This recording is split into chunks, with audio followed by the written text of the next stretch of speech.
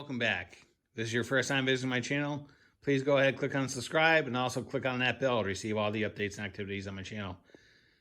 All right, so as you saw, Excalibur is done. It's running great, and it's ready to move itself out of the garage for long-term storage, and we'll post it in the fall for sale.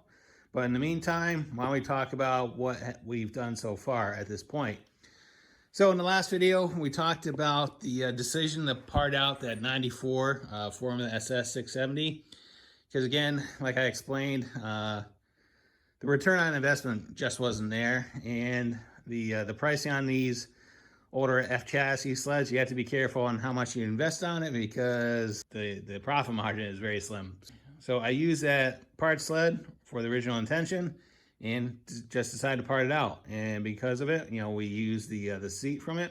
And you also got the track on there. So so at this point, this sled is pretty much ready to go. This morning I spent some time on it, putting the exhaust back in, and then service the radiator valves, and I just spent some time cleaning it up. So we did spill some oil on it, so that's why that rag is there, because what's going on is that piece of foam is saturated in oil. So we lost some oil when we had the sled on side. It was actually leaking out of the vent on the oil cap.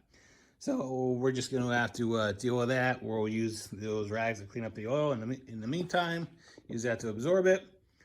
But yeah, kind of been plugging away at it this morning. A lot of little things. Like I said, did the radiator valves, got the exhaust back in, got the chain case back in there. We sold the fuel shut off from the other sled because the original one was no good, so we used that. The speedometer cable was also busted on this, so we replaced that. So the chain case is all full of oil, so that's ready to go. And yeah, so I've been spending some time cleaning up and getting it ready to get it out of here. So like I said, here is the chain case from that 94. And if you watched the last video, I kind of explained the issues I was having.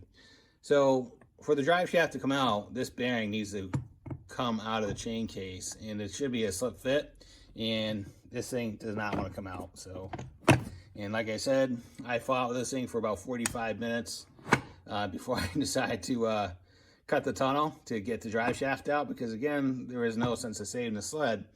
So whoever worked on this thing before me, they must have cockeyed this bearing in there, and there's I haven't spent any time trying to get it out, but yeah, this thing does not want to come out. It's in there pretty good. So yeah, but we got the parts for the reverse chain case. Some of the parts are good, some are not. So I explained that in the last video. So this thing, like I said, is going to get out of here, and the next thing that's going to happen is we're going to bring that SLS in here, and then we're going to do the engine swap. That should be a pretty quick project. That engine should drop right in cosmetically. That sled is all set to go. I'm thinking I should have that SLS done in probably like a couple days, hopefully. It is the state of the C3. So right now, it's been sitting in the garage, even though it's the summer. Haven't taken it out, and the reason why is last time I had it out, and actually I had some mechanical issues with it, and I took the ride of shame. So it came home on a flatbed. So I kind of know what's going on with it, and there'll be a better explanation of what's going on with the C3 once we get squared away with the SLS and everything else. Because what's going to happen is we need a lot of work. Well, we need a lot of room to work on this Corvette.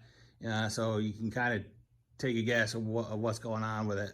But we'll have a better explanation of what happened to it and what we're going to do going forward to resolve it. So stay tuned. There will be an update on that probably within 2 or 3 weeks. So, all right. So if there's any thoughts, questions, concerns, go and leave them in the comments box. I'll get back to you as soon as I can. This sled will be posted for sale in the fall, September, October, once we get towards the cooler weather.